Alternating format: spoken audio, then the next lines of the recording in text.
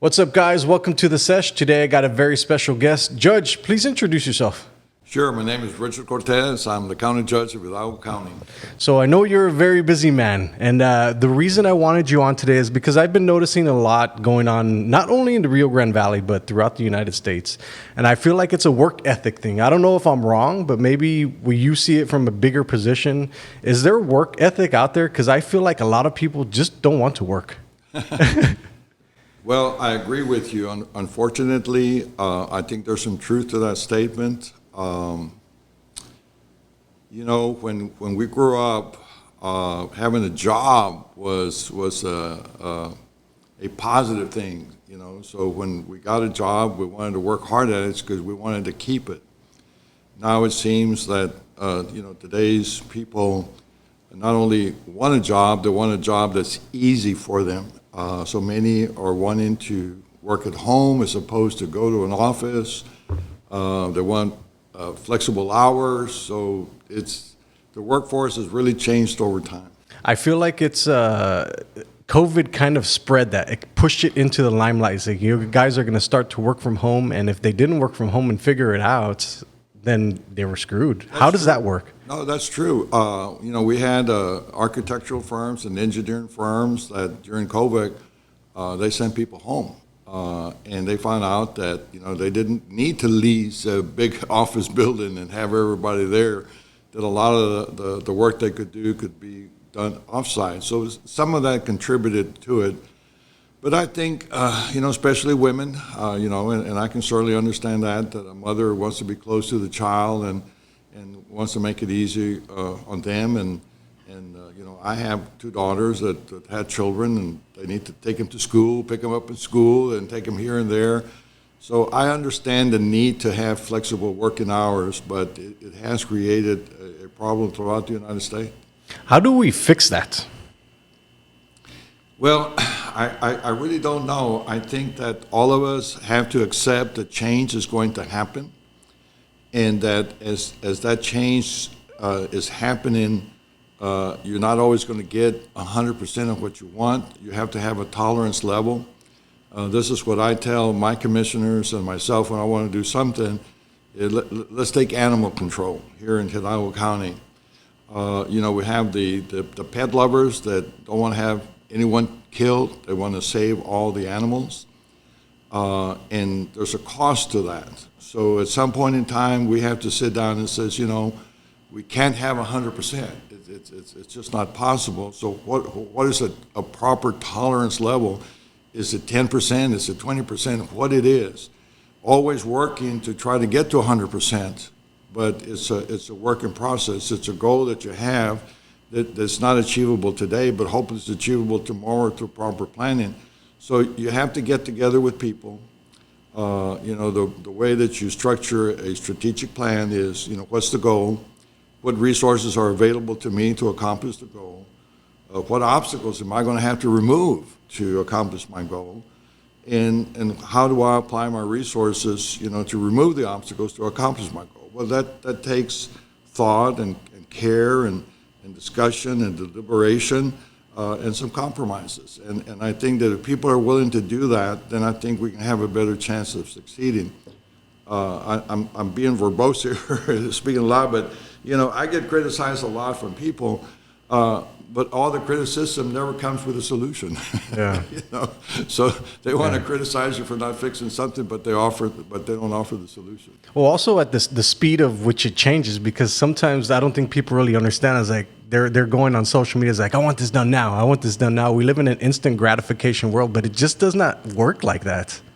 Can you kind of touch on that? Because I think the world that we live in, and I see it every single day, because I am consumed by social media like it's my job. So I see that people want what they want right then and there, and when they don't get it, they turn on you. Yeah. Well, social media is an interesting situation here. My father told me he wasn't a very educated person, but he was very wise. He said, "Mijito, never pick a fight with somebody that buys ink by the barrel." And at that time, of course, people would be receiving information, usually from newspapers, from the printed form, magazines, stuff like that. Well, now with social media, anybody can express an opinion. Mm-hmm. Okay? And what I see a lot is, take for instance, when Mexicans were not allowed to cross over here during COVID, I would get criticized because, Judge, when are you going to open the bridges? Well, I have no authority to open an international bridge. That's not something that I can do.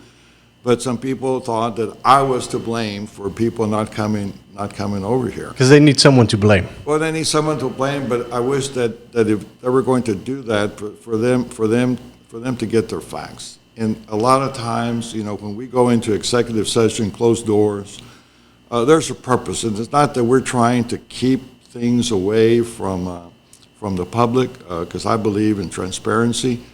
But sometimes you need to keep certain things confidential as you're moving forward in certain strategies. But golly, I don't know the answer. I don't know the answer to that. All I hope is that people are respectful to one another. Right now, everybody criticizes our president. It's like he's a nothing. Yeah. Anybody can criticize our president.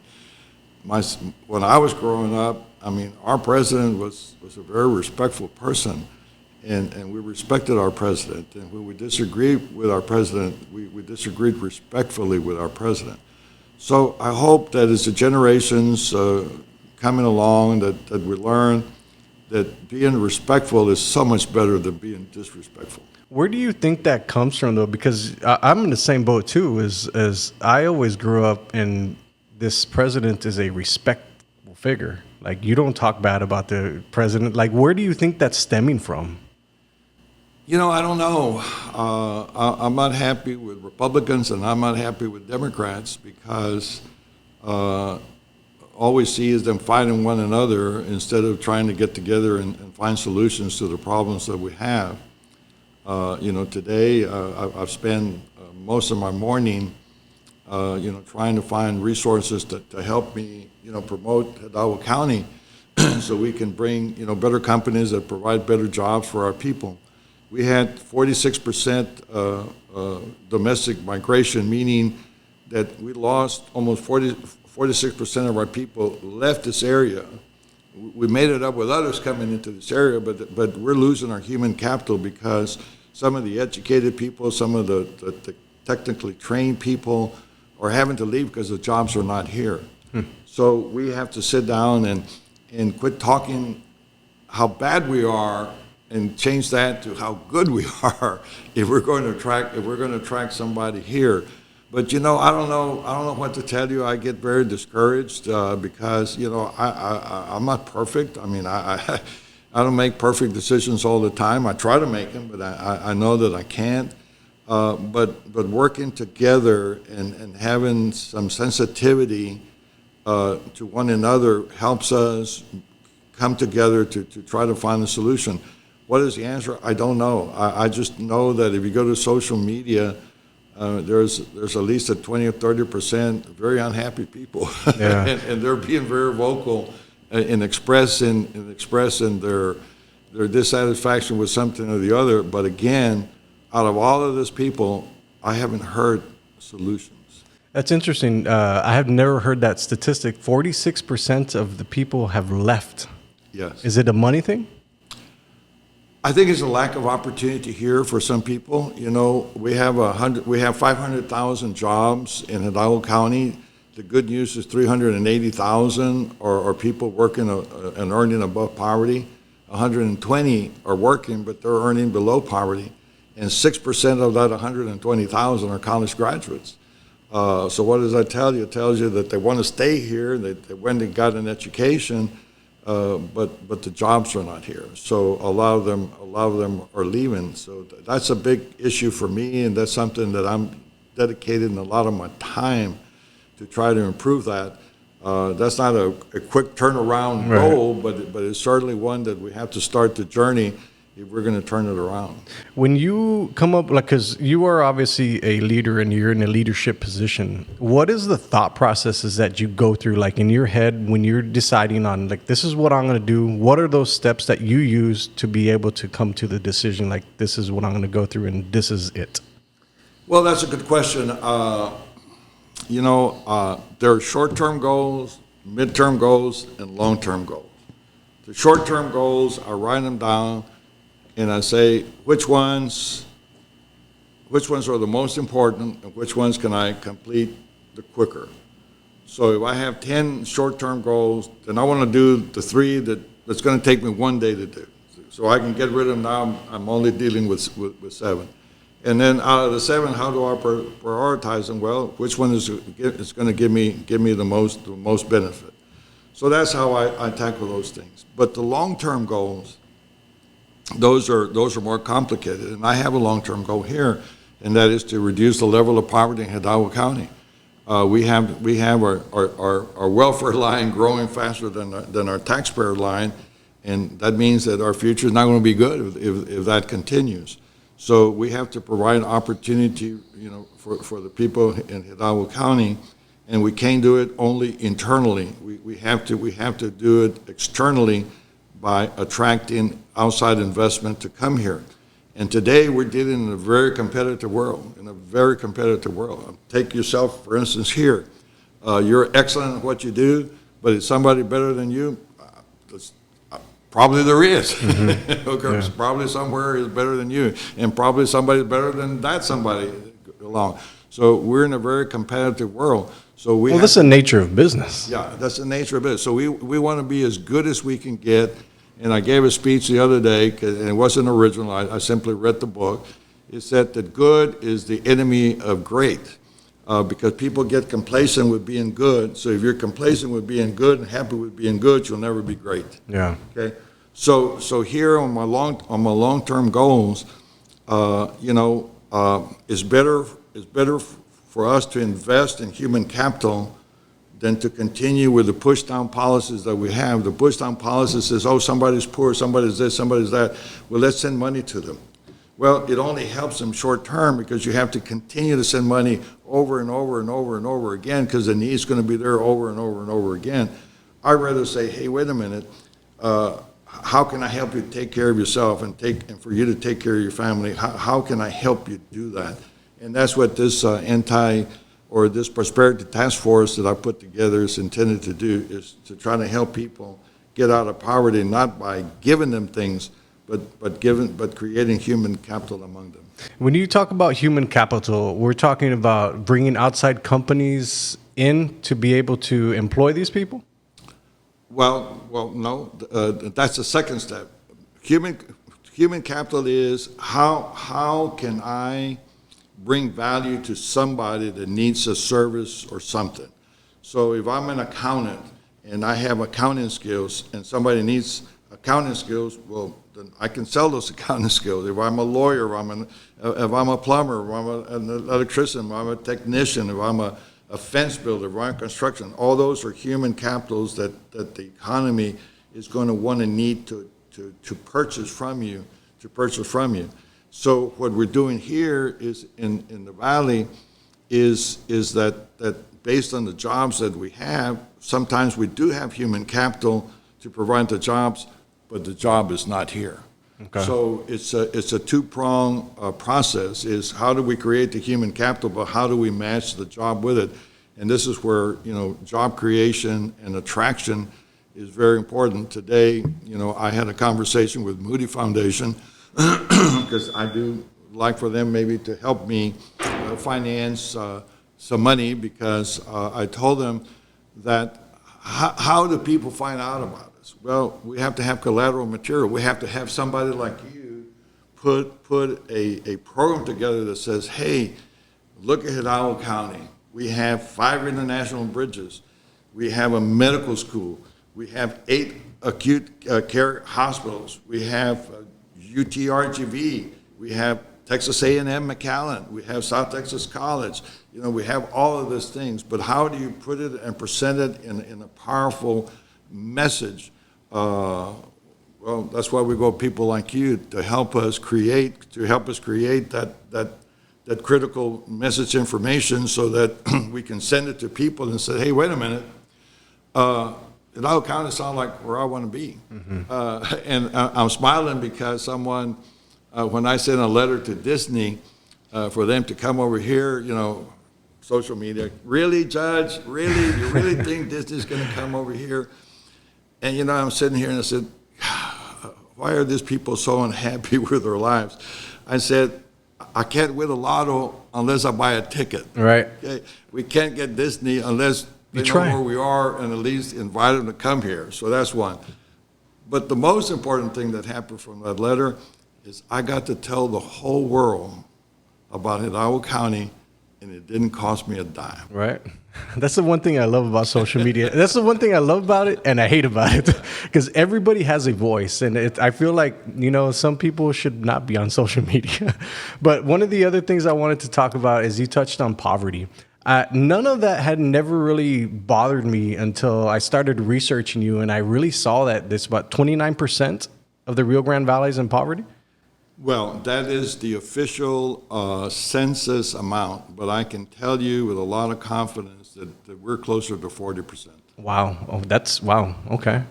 Yeah, So you have to remember that about 20% of our population is not here, or not legal residents. Mm-hmm. So those kind of live in the shadows, but many of them are in poverty. That's interesting. So how do those people survive? Well, my first thing in the morning is to thank the Lord for all the blessings He's given me. I mean, it's been very difficult for them in many cases. I mean, I've seen homes where they have no running water, they don't have any sanitation.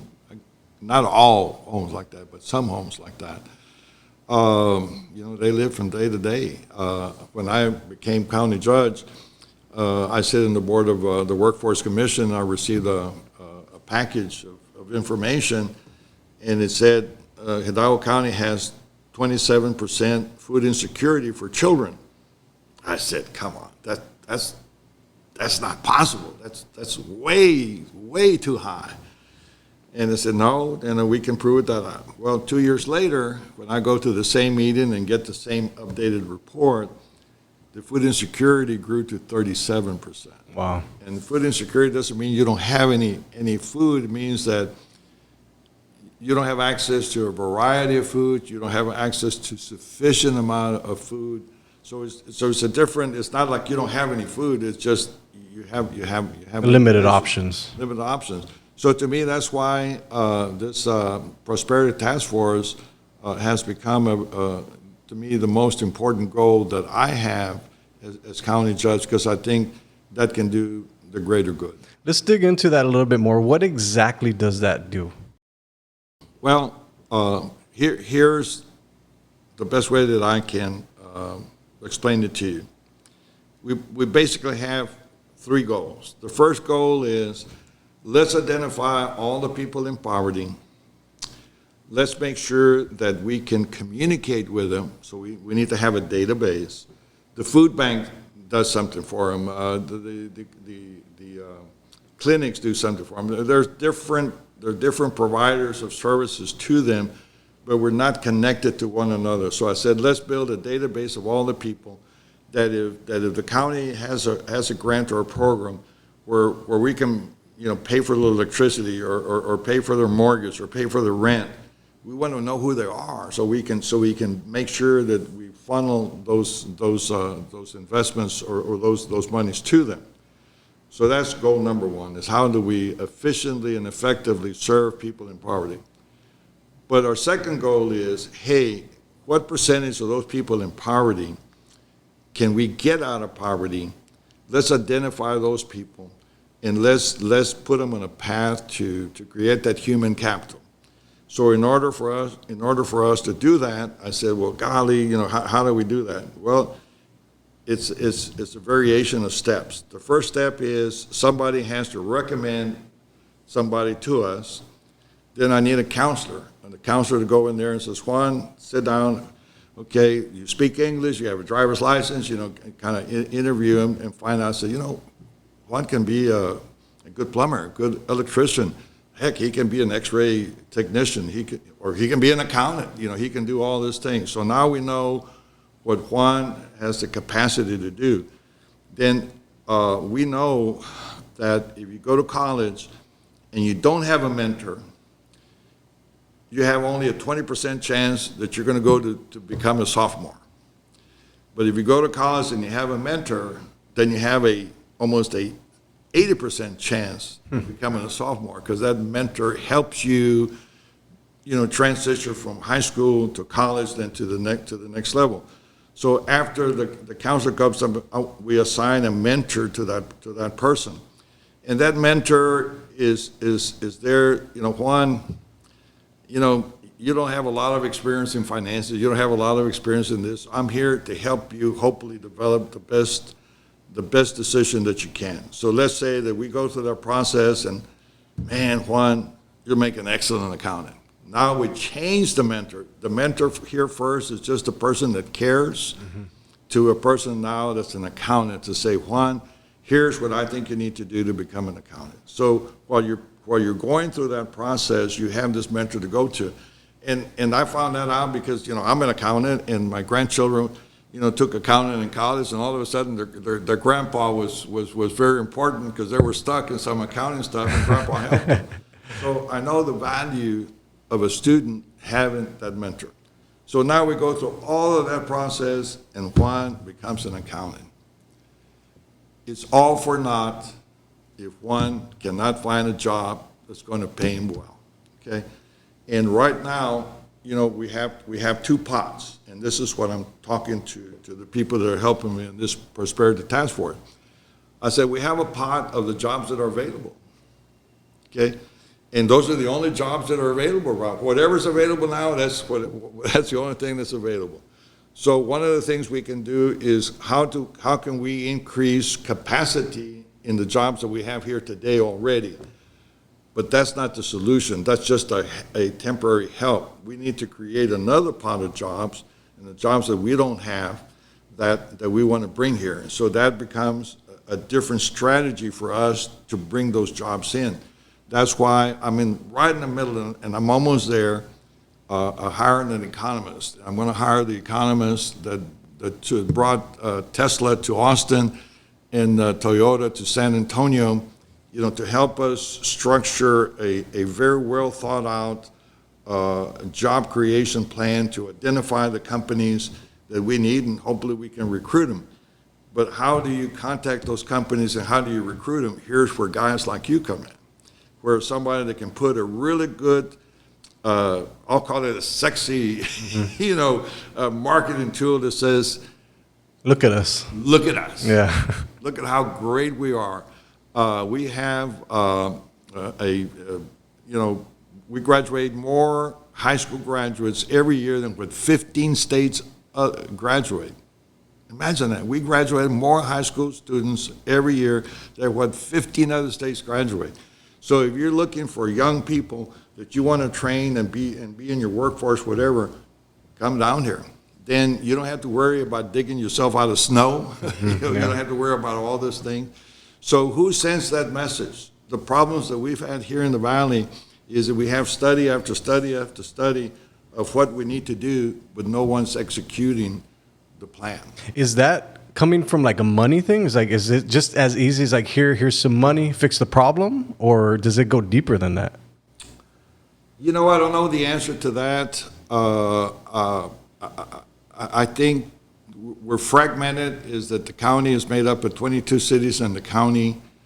In every city, sometimes we have this Friday night mentality that, hey, I want to beat McAllen, or I want to beat Edinburgh, or I want to be better than this. And we're concentrating and competing among ourselves instead of coming together and compete with somebody from the outside. I think we're in a perfect storm right now, where we have some very good leadership in the cities, the mayors, the people in government now. I feel we have good people that want to do exactly what I'm saying, of getting together and marketing ourselves as one, not as many.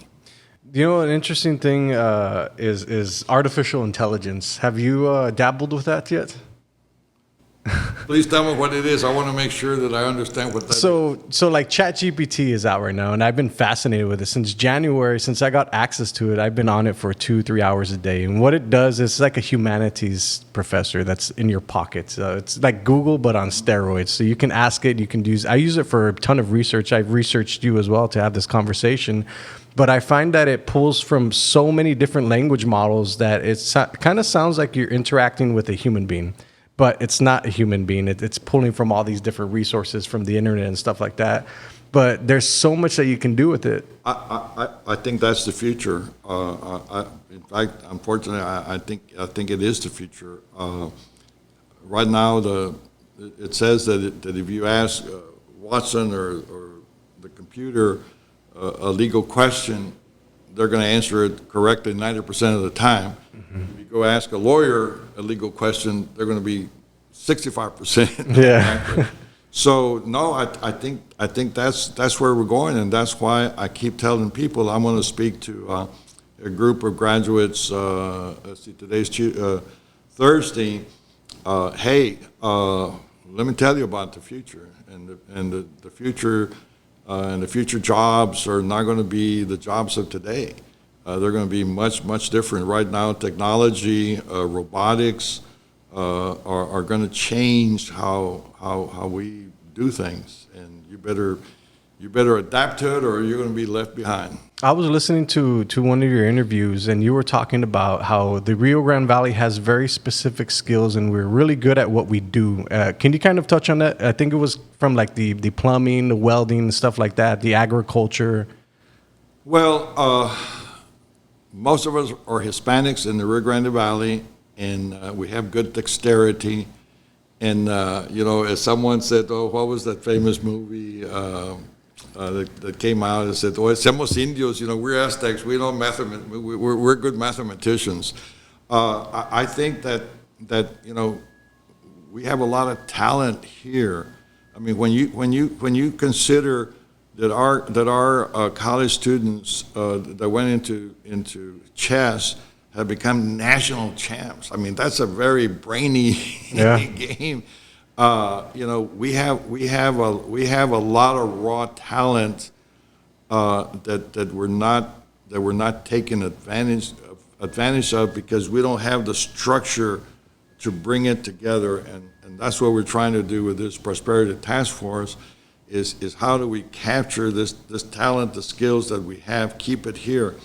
I have a granddaughter that received the 40-acre scholarship for UT. If you're familiar with it, I mean, that's kind of that's a very top scholarship that you can get. She went to the honors program at UT Austin. She graduated. She interned with Facebook for 2 years. Facebook hired her immediately. She started making lots of money. She's not coming back. Mm-hmm. She's not coming back. It's an interesting thing that and maybe I'm wrong, you can correct me if I'm wrong, is that I feel that there just aren't very many role models out there. Do you see that from your end? Golly, that I don't want to go there. I think that everything needs leadership, and we need to have leaders that aren't afraid to fail. So many of us in politics are afraid to fail and are afraid that they're not doing what the people want you to do. I've never worried about that. I worried about trying to exercise my best judgment in a decision, because I can't go and say, well, people, what do you all want to do? Okay? Because you're going to hear all kinds of different opinions. So which one is right, which one is wrong? So at the end of the day, you have to rely on your own judgment, to move forward. And I always told my children, I said, look, I want to be Richard Cortez. I don't want to put a mask. I want people to know who Richard Cortez is.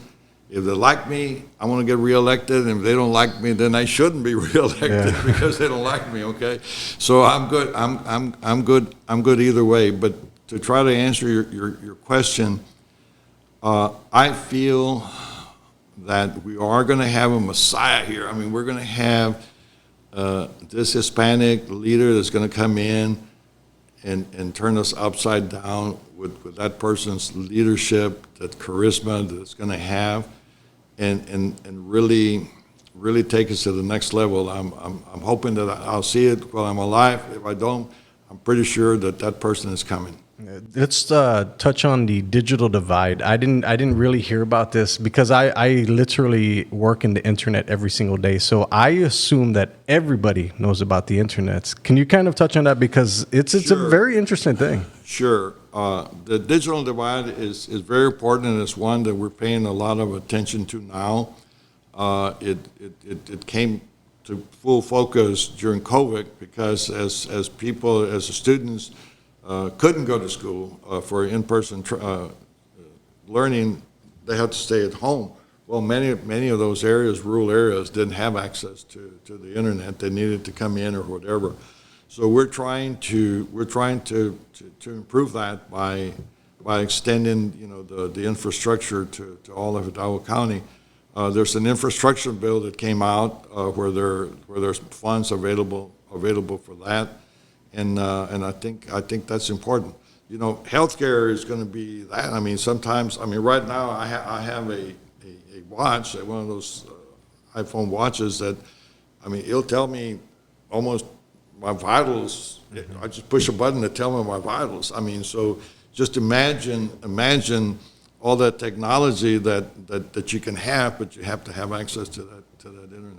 Yeah, I almost feel like there's even going to be more of a divide, because if the poverty doesn't go down and then the tech jobs go up, it's going to be monstrous, I think. If we're not careful with it, then yes, that's absolutely right. That's why I told you that I have short-term goals, but my long-term goal is how do we fix that?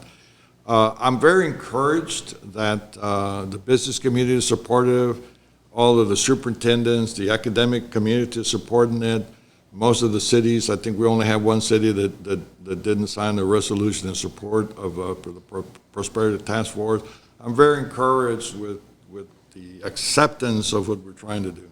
When you sitting on top with all the stuff that you see, 10 to 12 million businesses will close this year in the United States.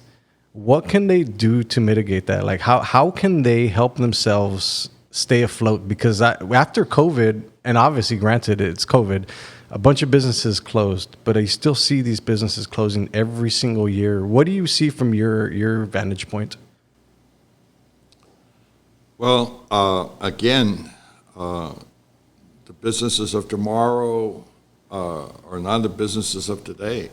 Technology and robotics are going to kill many of the jobs, but they're also going to open new jobs. But you have to be prepared for those new jobs to happen. Right now I tell people, take a job of some guy working at McDonald's that takes your order.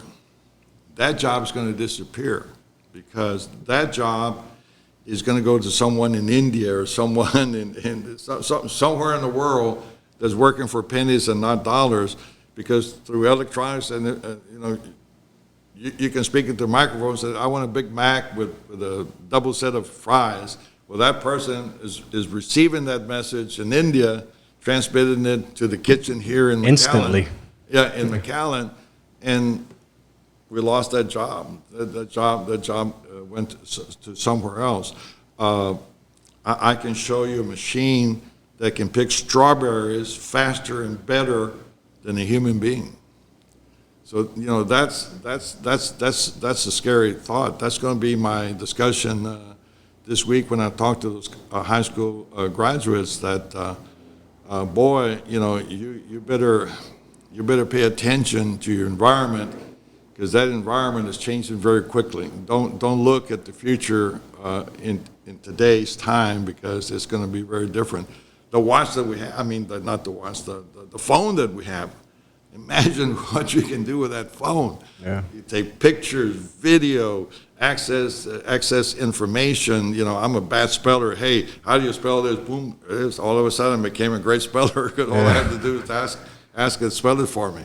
Yeah. It's amazing. I almost feel like business owners kind of lose faith in the business because I feel like a lot of the employees now have the upper hand. Like I was talking to a business owner the other day and she was like, I get employees coming in all the time and say, I want this day off, I want this day off for mental health, and I want this day off for this, and I want this day off. They're commanding these things when 10 years ago that did not exist. It was the employer that had all the power, but now it's kind of shifting. And I feel it's become like that because of the culture. I feel like people don't feel valued enough, and I might be as bold as to say is the business just is not good enough. Am I wrong? You know, I don't know how to answer that question because I don't understand a person like that. You know, if I give a job to somebody, you know, I want a certain allegiance, you know, a certain ethics, behavior. You know, I want you to act properly when you're not being watched. You know, those are the good employees. But right now, you know, government gave entirely too much money to people to do nothing. And I think I think their intentions were good, but the outcome was not good. Yeah. Because what happened, you were a crutch for those people for a little while, but then it went away. So now what do you have? What do you have left? And we have, you know, we have that type of mentality now. So no, small businesses right now are hurting. I mean, every business that I go through around here in McAllen, it's got a help wanted sign. I wish I knew the answer to your question. I don't. Yeah, I feel like there's a few skills that every business owner should know, and marketing is one, sales is one, how to get people in the door. Because at the end of the day, it's like you as a business owner are trying to escape the rat race from life, but honestly, you just took on more work, and that's the only way to make a successful business is be able to work your company every single day. And I feel like a lot of people that were doing it up to one point, they stop and they get comfortable, like we had talked about earlier, but then they never do that thing again that got them to the point where they got to first. Well, I think government plays a very important role in all of this.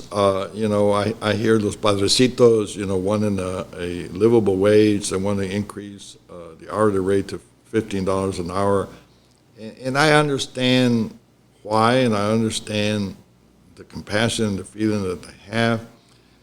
But a lot of the jobs that people have are jobs in small businesses.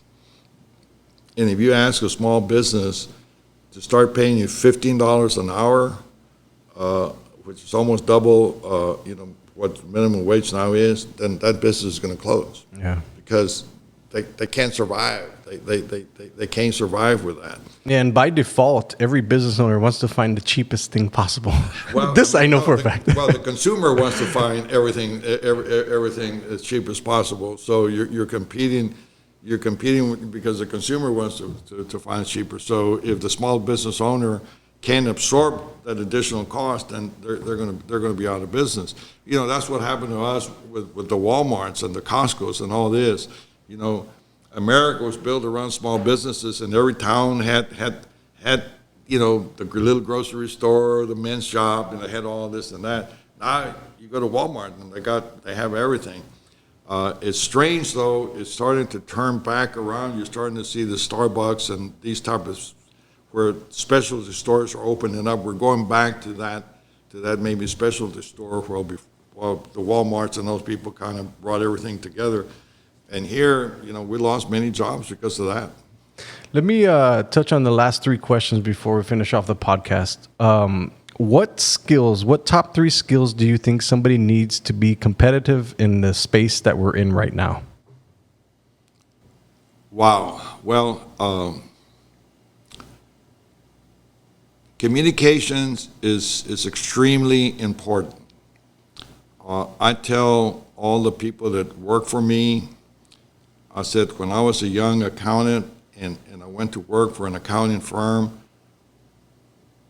I wanted to do two things.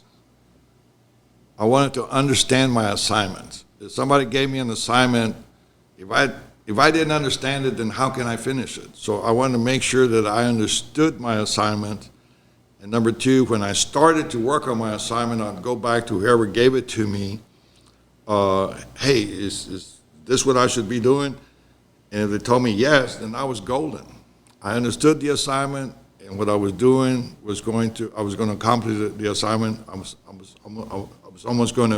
I knew that I was going to be successful. So communications is very, very important. Then I was in public accounting, and I would tell my staff people, the more you know, the more you can sell. The more people you know, the more people you can sell it to. Your network. Okay. So know a lot and meet a lot of people, So when you're in a personal service business, so if you're not in a personal service business, then how do you communicate with that consumer? And what is the best way to communicate with that consumer? Consumers have a very short time span. They don't want to hear a verbose Richard Cortez. They want to hear a talking point, 3 or 4 second talking point that attracts you. So that communication is very important. But if you're going to be in business, what are people? What is the consumer looking for, and how can you provide that at the lowest cost to the consumer? We were in the laundry cleaning business. We clean laundry for the hospitals, and we wanted to make sure that nobody was better than us. So you study when you're cleaning and washing linen. Is there a temperature better than another? Is there a soap better than another? You're optimizing the whole process. Yeah. You look at everything, because if you just go on, hey, I bought this soap, or my temperature is this, then you're going. But if you take science to help you, then that savings, that knowledge, is going to give you a competitive edge against somebody else. Yeah. So to me, know a lot, learn a lot, pass that savings on to the consumer, and you'll make your money through volume, because everybody wants to be with somebody like you. What is your idea of success? Well, I'll tell you what my father told me. He said, "Mijito, do you want to be successful?" I said, "Of course, Dad." I said, "Well, what are your goals?" I said, "Well, to be successful." He said, No. He said, "I'm not a very educated man, but go to the dictionary and look up the definition of success. It's the accomplishment of a goal." So it depends on what goal you have, whether you're going to be successful or not. You have to decide what's important to you, and if you accomplish those goals, then by definition you're successful. There has not been a day since I turned 40, or actually it was after COVID, that I have not thought about death. And it's a very interesting thing to me, because before I never really think about it. In your accumulated lifetime and your experience, what is some of the best pieces of advice that you can give the younger generation?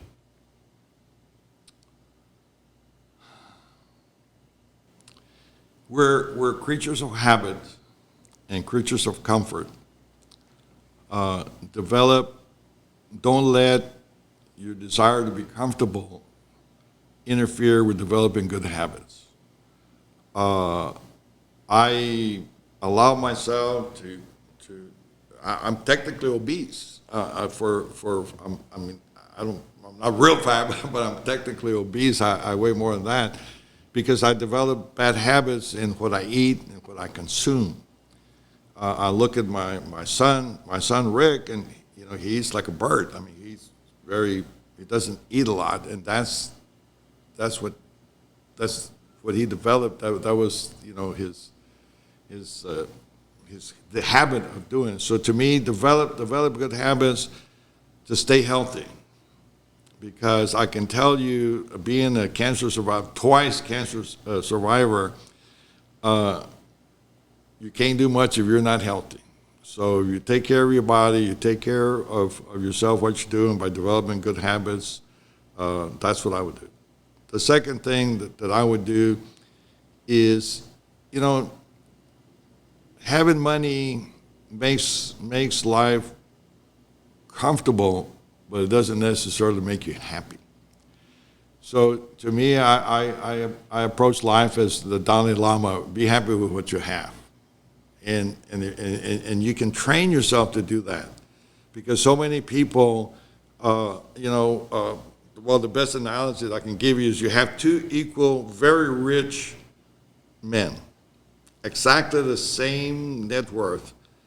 One is happy and one is not happy. The one that's happy is happy with what he's got. The one that's unhappy is not happy with what he's got. They have identical the same amount of money. So a lot of it is mental, and you can train yourself. You can train yourself to do that. And of course, your spiritual life. Your spiritual life is very important. I'm going to be 80 years old this year, so I mean, I'm just a few years over there from my lifespan. But I don't worry about when that day comes. How do you find happiness?